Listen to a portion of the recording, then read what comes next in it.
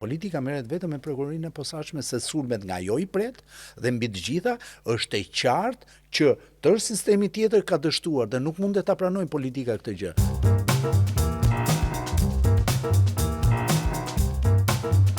Përshëndetje dhe mirë se vini në këtë episod të radhës të Table Talk.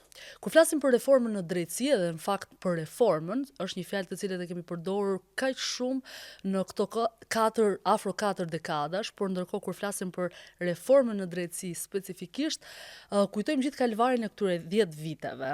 140 vota për ta miratuar, një shpresë e madhe, fakti që do të ketë një pastrim të sistemit dhe kur ka kaluar një dekadë do të shohim me Eugen Becin sot se çfarë ka ndodhur dhe a është ruajtur ajo dëshira dhe ideja që ne patëm në fillim të kësaj reformës se do të kishte një drejtësi në Shqipëri apo gjërat kanë shkuar jo mirë. Faleminderit dhe mirë se erdhe. Mirë se ju gjeta. Po e fillojmë direkt. Fakti që reformë duhej në sistemin e drejtësisë nuk e mohon askush. Momenti i kryerjes së reformës ka shumë arsye për të menduar që u bë për shkak të një propagande të mazhorancës, u bë për shkak të nevojës që kishte ardhur për të reformuar sistemin e drejtësisë apo jo. Por qëllimi i kryerjes së një reforme biem të gjithë dakord që ishte i mirë. Por kur them një reformë e mirë, kemi parasysh qëllimi. Kemi parasysh që u zbatua, u përdor politikisht dhe çfarë pasojash solli. Këtu do ndalojmë. Qëllimi nga realizimi dhe nga zbatimi, sot që jemi 10 vjet larg dhe të barazlarguar nga ato emocionet e momenteve të para, arrim të kuptojmë që qëllimi është shumë larg realizimit të kësaj reforme. Shumë larg faktit që një reformë që të bëhet do të bëjë 2 ndryshime kryesore, në cilësi dhe në sasi. Janë ndryshime dialektike të cilat pa hyrë në formë të përgjithshme duhet të themi solli reforma më shumë cilësi në dhënien e drejtësisë dhe solli reforma më shumë shpejtësi në dhënien e drejtësisë. Të dy këto element janë element të rëndësishëm të cilët kuptojnë pse duhet të bëhet reforma. Në rast se reforma ka qenë synim të kishte vetëm ndërrime emrash dhe mos të cënonte absolutisht cilësinë e dhënies së drejtësisë, sigurisht që ajo ja arriti qëllimit. Emrat i ndryshoi.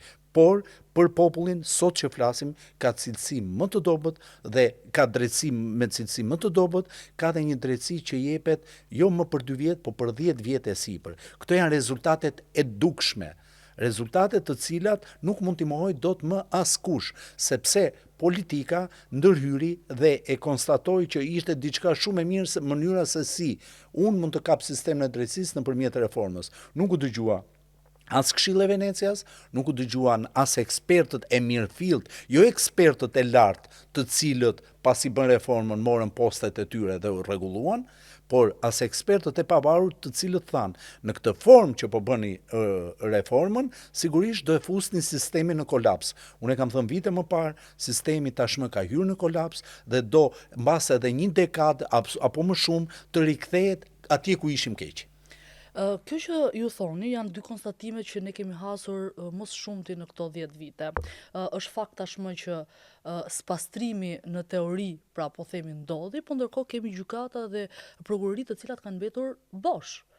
Ka faktin që një dosje e cila duhet të merrej në 2 vite në shqyrtim, tani ka shkuar gati në 10. Por kemi 2 realitete, Eugen. Kemi faktin që një qytetar i thjesht i Shqipërisë do t'i duhet një dekadë për të shkuar dhe për të marrë një përgjigje për drejtësinë dhe do të flasim pastaj për pasojat që ka patur në aspektin social, sidomos shpërfaqur vitet e fundit, por kemi edhe një realitet i cili është trumbetuar shumë që një ministër sot nuk ka mbrojtjen që kishte 10 vite më parë. Po shohim nivelet më të larta që po shkojnë në SPAK.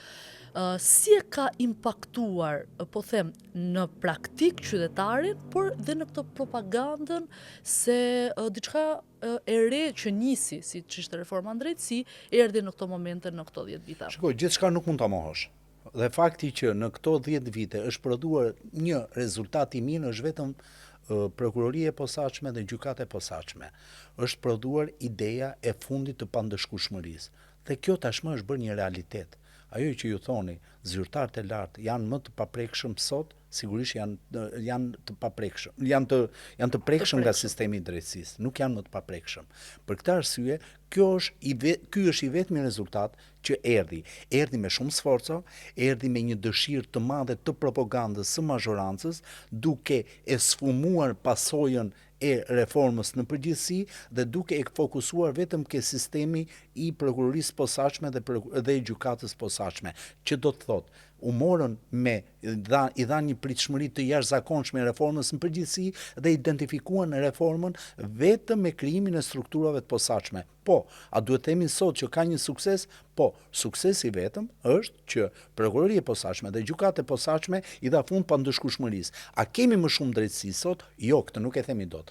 Për masat e përgjithshme, por në përgjithësi sistemin ton drejtësisë e kemi kthyer prapa përveç këtij ishulli që po e veçojmë. E kemi kthyer prapa sepse fakti që zvarriten dosjet do shtohet vetgjyqësia. E kemi kthyer prapa se fakti që zvarriten çështjet në hetim apo në gjykim si civil si penal, drejtësia nuk fiton më shumë besim te opinioni publik. Dhe mbi të gjitha, propaganda duhet të heqë dorë nga mënyra e propagandimit të reformës, duke thënë që po, i dhan fund pandëshkueshmërisë. Nuk ishte vetëm kjo reforma. Po pra, po duhet ndalem te ky moment. Edhe ti e asociove, po të gjithë ne. Është një realitet tashmë që asociojmë drejtësinë me SPAK-un kryesisht, edhe do doja ta ndaja edhe SPAK-un nga GKK-ja. Pra, kur ne themi drejtësi, i referohemi zakonisht vetëm këtij institucioni. Çfarë ndodh me institucionet e tjera? A mund të reflektohet koncepti i drejtësisë vetëm në një institucion të vetëm? Çfarë ndodh me institucionet e cilat kanë ngelur në hije tashmë, që janë shumë të rëndësishme dhe ato për sistemin e drejtësisë dhe ti e di shumë mirë këtë gjë. Dhe mbi të gjitha, a jemi duke parë shpërfaqjen një drejtësie më shumë në kamerat e televizionit, se sa në fakt në brenda seancës gjyqësore. Çfarë dua të them me këtë? E kam ndjek terrenin dhe sidomos ngjarjet cilat kanë ndodhur kryesisht 3 viteve të fundit. Dhe ne konsiderojmë si opinion publik tashmë, nuk po flas si gazetare, që drejtësi e konsiderojmë në rast se hyn nga dera e SPAK-ut. Edhe shumë pak shkojmë për të parë çfarë ndodh në seancat ku shkojmë në GKK, çfarë ndodh me vendimet. Pra, a kemi një drejtësi që shkon në televizion, në kamera dhe pastaj ne nuk interesohemi si shoqëri çfarë ndodhi realisht? Së pari, drejtësia nuk është vetëm prokuroria e posaçme dhe gjykata e posaçme, ose që t'jemi korrekt. Ushtrimi i ndjekjes penale nuk është vetëm prokuroria e posaçme dhe drejtësia nuk është vetëm gjykata e posaçme, por është tërë sistemi i cili sot është në kolaps.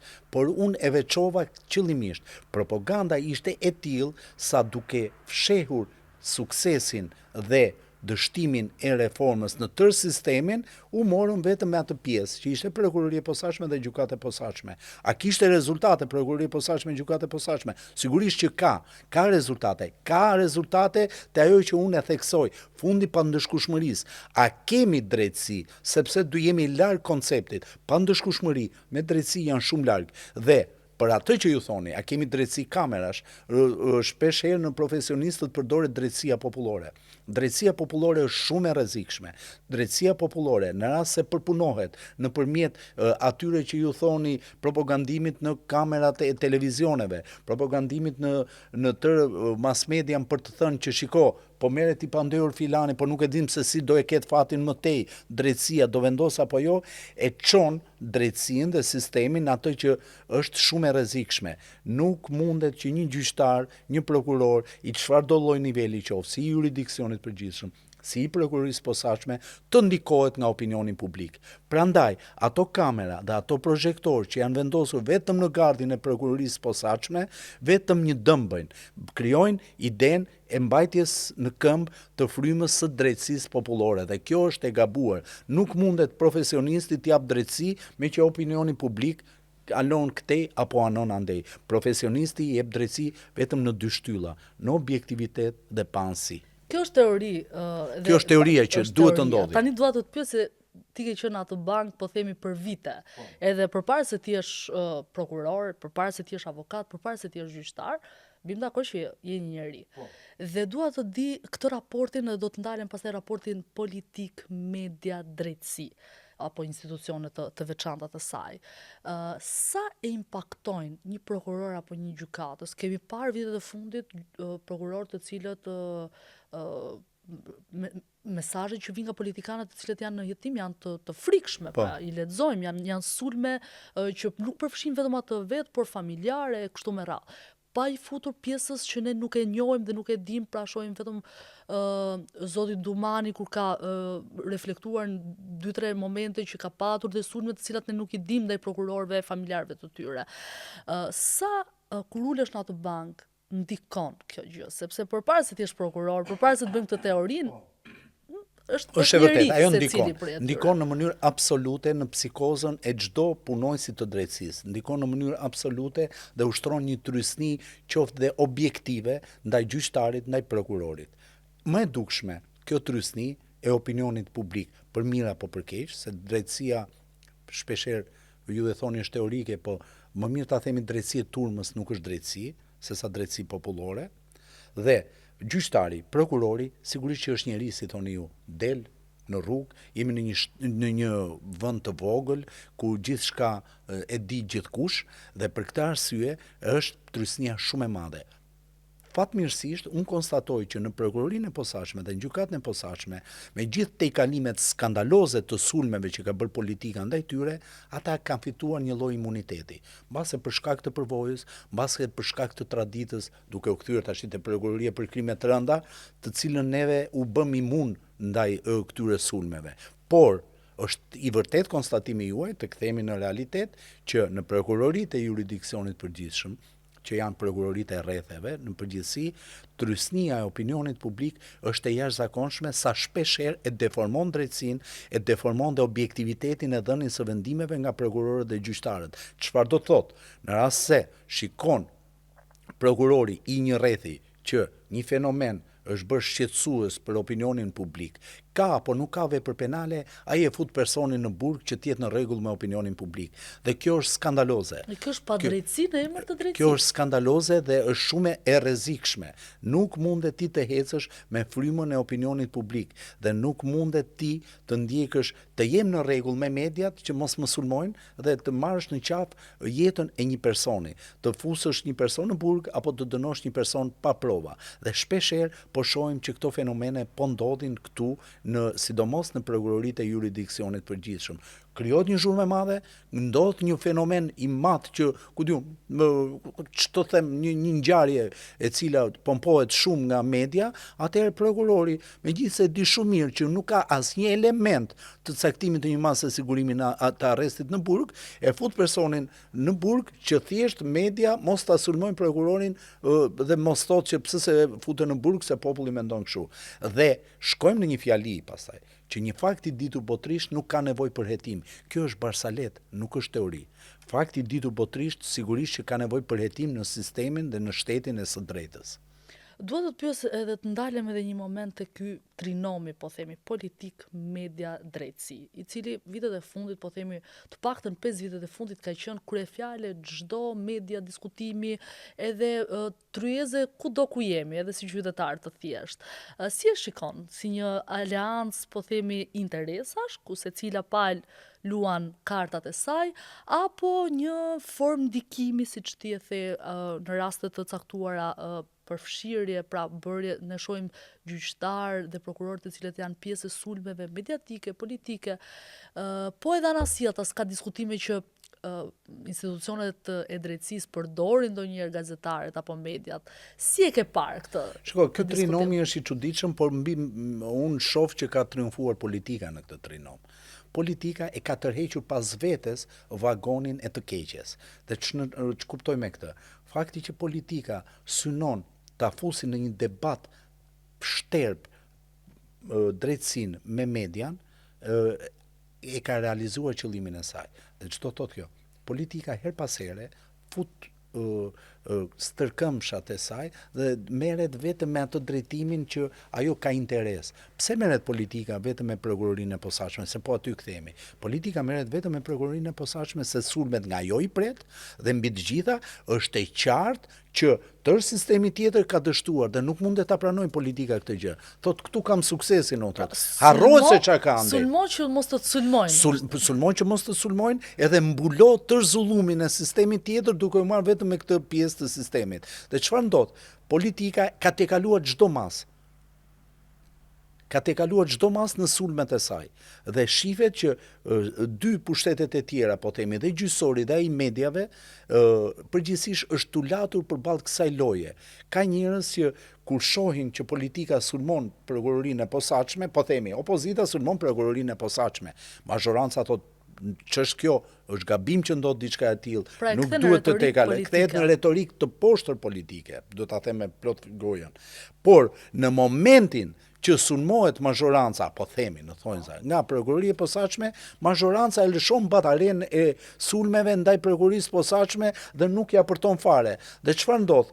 Ndodh që sigurisht personi që është nën hetim patjetër do shaj.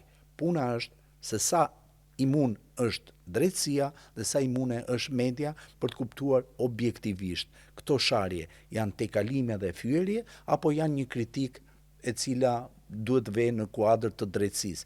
Në rast se duhet ishte një kritike e cila vete në kuadër drejtësisë, unë do e merrja të mirëqen që të bënte politika për një lek, një prokuror apo një gjyqtar të rrethi ku ai ka marrë dhe ka arrestuar një person për një vepër penale komplet të lehtë dhe të parrezikshme. Dhe ne kemi pas raste që kanë shkuar dhe në ngjarje shumë të rënda pastaj. Këtu mund të merrja në konsiderat sulmin ose po themi kritikën objektive të politikës. Po kjo lihet jashtë.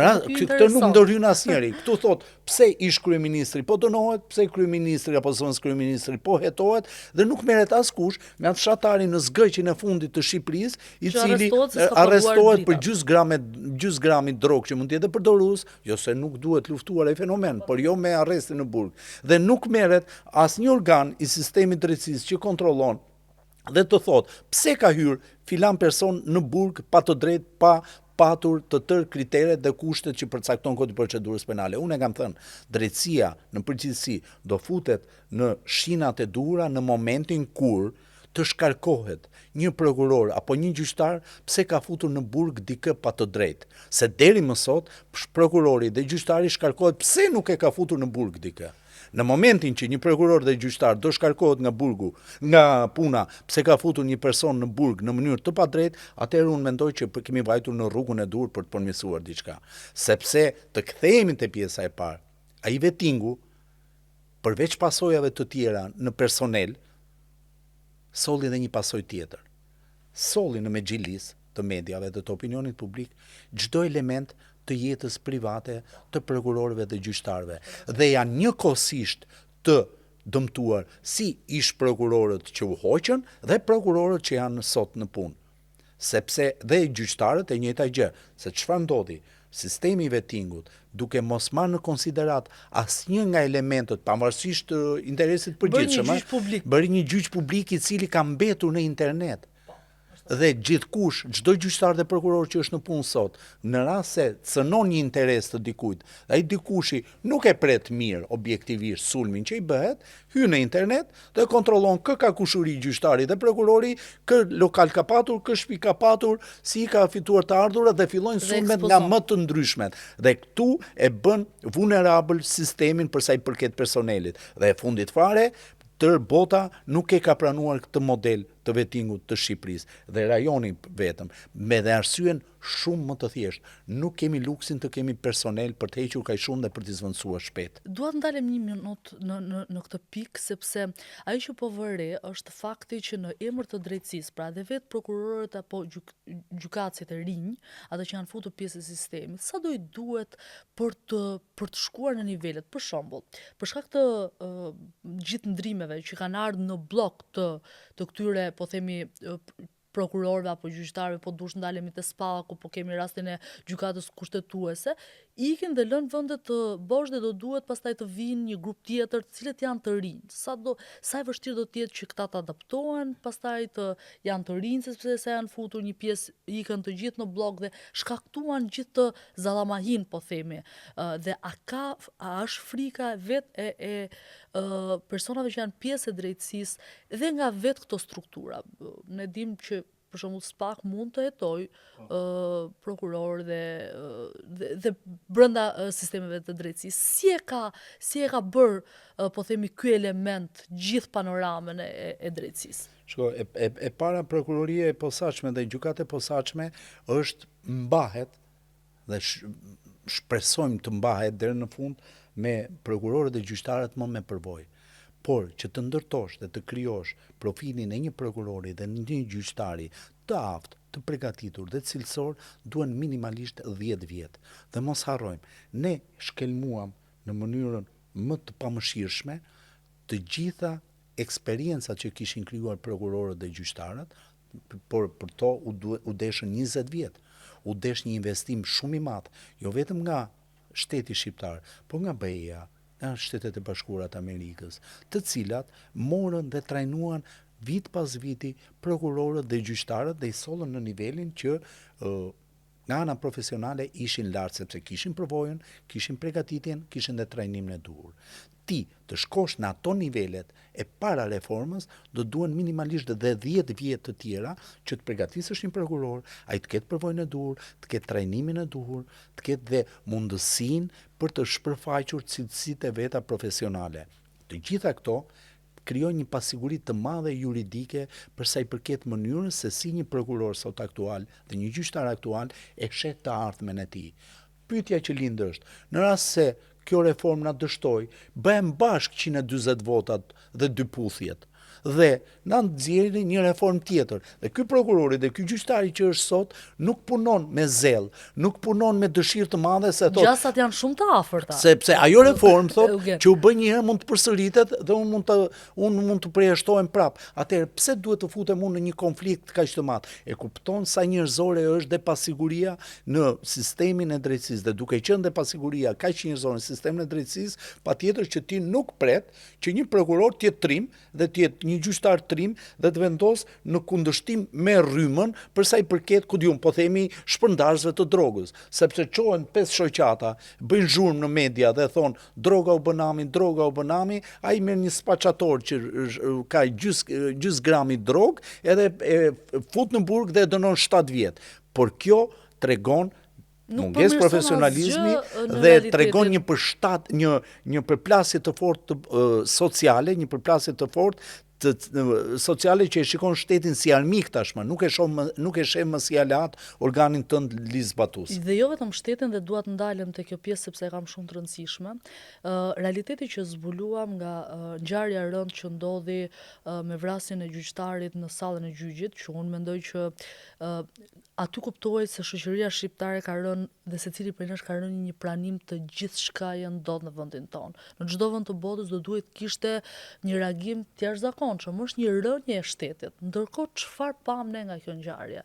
Mira komente të cilat bëshin bashkë me vrasësin për ta fajsuar gjyqtarin që ndroi jetë dhe jo vrasësin, pra një ndrim të roleve të cilët ishte trishtuese. Ky është rezultati politikës. Është rezultati politikës sepse po ta vësh re, gjithë diskursi i politikës ishte në faktin që fajin në Shqipëri për gjithçka e ka gjyqtari dhe prokurori. Gjithë diskursi politikës ishte që fajin në Shqipëri për reformën që po dështonte e ka gjyqtari dhe prokurori. Dhe çfarë ndodhi? U ngarkua opinioni publik aq shumë sa mendoj që nuk kanë lidhje fare në dhënien e drejtësisë ekzekutivi. Fakti që asnjë institucion nuk punon në ekzekutiv, asnjë pjesë e administratës publike nuk punon. Fakti që harta e regjysore ndryshohet edhe nuk e kuptojnë që është një vullnet i mazhorancës, jo vetëm vullneti i brenda sistemit drejtësisë, pavarësisht se e zbatoi KLG-ja, por nëpërmjet Ministrisë Drejtësisë. Të gjithë këto element çojnë atë që vetëgjyqësia rritet shumë. Rritet shumë dëshira për vetëgjyqësi dhe kjo është situata më e rrezikshme që mund të ndodhi. Pse rritet dëshira për vetëgjyqësi? Se në rast se ti ke një konflikt me komshiun, nuk ke ndërmend ta zgjidhësh në gjykatë, se di të përfundosh 10 vjet atje. Pa e zgjidh në vetëgjyqësi. Në rast se ti ke një konflikt penal, një dyshim për një vepër penale, nuk do rrish të shkosh nga prenjasit të shkosh deri në prokurorinë e Elbasanit dhe të bësh një kallëzim për komshiun që ishe rrahur një ditë më parë. Dhe këtu shkon në vetëgjyqësi.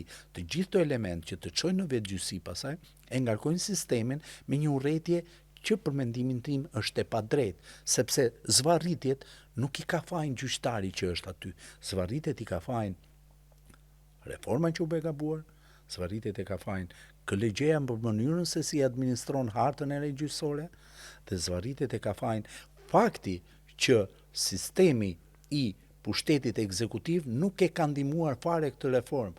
Reformë nuk ishte vettingu. Reformë ishte të pyesje. Kur ti bëre gjykatën e apelit, sa salla gjyqi ke? Ti bëre gjykatën e apelit, sa zyra për gjyqtarët ke? Në rast se ti ke në organik 78 gjyqtarë dhe ke 30 gjyqtarë aktualisht, nuk është faji atyre 30 gjyqtarëve që po zvarriten çështjet. Është të gjithë elementët të cilët të çojnë në faktin që dështimin e reformës me shumë delikatesë politika ja ka vendosur emrave të gjyqtarëve dhe prokurorëve, jo vetes saj dhe jo institucioneve të saj. Po si mund të dalim nga ky rreth vicioz që e thua më të drejtë, kur i marrim të gjithë komponentët. Qytetari ka të drejtë sepse nuk gjen drejtësi. E thamë dhe në këtë bisedë, prokurori ndihet intimiduar sepse e di, edhe ju e thatë që edhe ai vetë nuk ka një siguri. Ne dim që prokurorët e Spakut, me mbarimin e mandatit 9-vjeçar, një pjesë mund të shkojnë te apeli, pjesa tjetër mund të përfundojnë edhe në prokuroritë e jurisdiksionit përgjithshëm, edhe rretheve. Rretheve. Imagjinon pra pasi ti ke po themi çuar përpara ligjit grupe kriminale të rrezikshme dhe ju e dini se sa janë. Njerëzit më me influencë të shtetit shqiptar, mund të përfundosh në prokurorinë e Kuksit. Opinioni publik do ta harroj këtë fakt, por ai kriminali dhe ai politikani i cili është shkatruar ajo që kishte në mendsinë e tij, do e harroj këtë prokuror? Jo, është i vërtet konstatimi juaj, por këtu është bërë fakti ditur tashmë dhe është bërë shembull i konkretizuar që edhe prokurorin për krime të rënda, treqerekun e prokurorëve të krimeve të rënda, këta nuk i quhen në prokuroritë e rretheve, po me artifica të vettingut ta i nxorën në shtëpi. Dhe ata prokurorë që luftuan tëra bandat dhe organizatat kriminale përfunduan në shtëpi, jo të transferuar si prokuror në një rreth tjetër. Dhe këtë gjë e din shumë mirë dhe kolegët e Spakut. E shohin dhe ata këtë shembull. Dhe është një lloj trysnie, po themi, dhe është një lloj frike e parapaguar. Ai e ndjer i kërcënuar? Po patjetër, disa herë patjetër, dhe jo, pasi kemi ikur nga detyra, patjetër do është të ruash. Po mbi të gjitha duhet t'i tregosh dhe prokurorëve të tjerë që ti duhet ta bësh punën me përkushtim, por nesër papritur mund të përfundosh në rrugë. A mund të ndodhi kjo? Sigurisht që kjo krijon patjetër një paradhënie të presionit. Prandaj dhe këta prokurorë të posaçëm e din shumë mirë se si ka ndodhur. Prandaj dhe prokurorët e tjerë e din shumë mirë se si ka ndodhur dhe se si mund të ndodhi nesër. Dhe kjo është një dëm shumë i madh që i bëhet, jo vetëm reformës, por dhe asaj që thash, sigurisë dhe vazhdimësisë së shtetit. Vazhdimësia e shtetit të nënkupton që në punësin tënd që është marrë me luftë kundër krimit, që i ka dhënë qoftë dhe një të mirë publike këtij vendi tënd, ti duhet ta vlerësosh me një peshore shumë objektive se sa peshorja për të parë sa ishte paga këtu dhe sa ishte paga atje në vetting. Kam luksin të të pyes duke qenë se me gjithë ata që bisedoj që janë ende në pjesë e sistemit, çdo pyetje është nuk kam koment, nuk mund të flas, kështu që sot e kam luksin të të pyes sepse mund të kem edhe mundësitë dhe shanset për të marrë një përgjigje. Cili ka qenë ai moment në karrierë në të cilin je ndier ndoshta intimiduar, i rrezikuar, ke patur frikë Eugen për të shkuar në sallën ku do të zhvillohej gjyqi? Frikë është fjalë e madhe, po tension. Për të shkuar në sallën e gjyqit, po, kemi patur tensione në disa raste. Kam pasur një rast të një tensioni, do t'i marrë të dy shembujt, të krimit të zakonshëm, po themi, dhe krimit të organizuar. Kam pasur një rast në Vlorë, ku personi akuzohej se kishte vrarë bashkëshorten dhe 2 fëmijët e tij të mitur, dhe ne ishim në gjykim, dhe salla e gjyqit ishte ndarë në 2 pjesë me publikun. Gjysma ishin të afërm të autorit dhe gjysma tjetër të afërm të bashkëshortes së tij dhe fëmijët që ishin në mes. Dhe në momentin që kemi kam kërkuar burgim përjetshëm, është quar tërë salla dhe janë përplasur me njëri tjetrin dhe me ne. Edhe ka qenë një moment shumë tensioni dhe me zor kemi gjetur rrugën për të dalë nga salla e gjyqit. Ka qenë vitet 2003. Kurse një rast tjetër ka qenë në gjykatën e krimeve të rënda, po gjykonim një person i cili kishte kryer vepra shumë të rënda penale, ishte pjesë e një organizate kriminale të rrezikshme dhe në moment para se të hynim në sallën e gjyqit, na vin informacione nga shërbimet shqiptare dhe të huaja që po merren në konsiderat ideja dhe informacioni që këtë person do vinë ta marrin në sallën e gjyqit duke për t'u arratisur. Donin ta merrin me forcë një skuadër e armatosur në sallën e gjyqit. Dhe ka qenë një moment shumë i vështirë, sepse s'dinim ç'do bënim dhe në moment të fundit vendosëm të anullojmë seancën gjyqësore për faktin e thjeshtë që transportimi i të arrestuarit që do bëhej nga burgu deri në sallën e gjykatës, nuk e dinim a do rrezikonte jetën edhe të forcave të sigurisë që do e sillnin, nuk kishim sigurinë se si do ndodhte dhe mund të kishte shkëmbim me armë zjarri në sallën e gjyqit dhe do ishin shumë të rrezikuar, kështu që më duket si e padrejtë, po vendosëm më mirë ta pezullojmë gjykimin, ta shtyjmë seancën gjyqësore derisa të qartësonim tërë informacionin e dur. Këto ishin momentet më pikante, ka pas plot pasaj. Kur shen një atentat që ndodh në mes të ditës, ka ndodhur në mes të qyteteve, në aeroport, në kafene.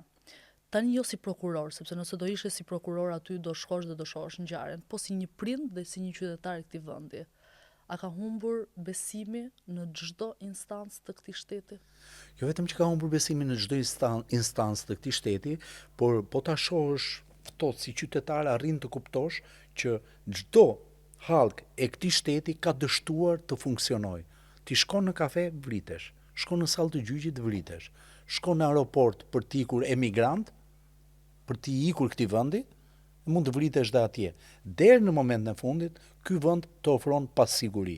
Prandaj është shumë e vështirë të mendojmë se si duhet të rikthyer besimi i publikut tek organet ligjzbatuese dhe besimi i publikut, tash po flas si profesionist, që organet ligjzbatuese kthehet duke mos parë ato skena që pam në aeroportin e Rinasit, ku kishim një kaos total dhe nuk dinte se cila polici të vepronte dhe si të vepronte, duke mos parë gjithë këto ngjarje të rënda mafioze, po themi të krimit organizuar, se mafioze nuk mund të them për shkak të legjislacionit që nuk e parashikon mafia në Shqipëri. Po ndërkohë ndërtimi edhe gjithçka tjetër të çojnë drejt këtij. Të çojnë drejt atij definicioni, megjithatë kur shef një polici e cila është e pazonja të kontrollojë edhe një person të bandës, të organizatës kriminale që del nga burgu, i dënuar për shkak të veprimtarisë kriminale dhe nuk e ka nën kontroll të informacioneve të saj, mënyrën se si ai vepron, aktivitetet që ai ka, atëherë sigurisht që të krijohet një mungesë e madhe besimi dhe arrin në konkluzionin që institucionet e këtij shteti nuk po funksionojnë absolutisht fare. Është një realitet i vështirë, po unë dua të të falenderoj që e ndave gjithë bisedën dhe gjithë përvojën tënde, sepse kemi diskutuar në këto 30 minuta elemente të cilat kemi frikë ndonjëherë t'i themi kaq hapur në ekranet shqiptare. Na vjen më përmbar të themi e ka fajin ky apo e ka fajin ai, por ndërkohë nuk marrim të çojmë gjithë panoramën që patet ti sot me ne. Falenderoj shumë. Faleminderit juve dhe shpresoj që në intervistën tjetër mos flasim për fundin e pandëshkueshmërisë, po të flasim për dhënien e drejtësisë. Do shpresoj dhe do uroj, do ishte gjëja më e mirë për vendin tonë. Faleminderit. Faleminderit ju. Kështu i vjen fundi dhe këtij episodi për t'ju lënë takim në episodin e radhës. Faleminderit që na ndoqët.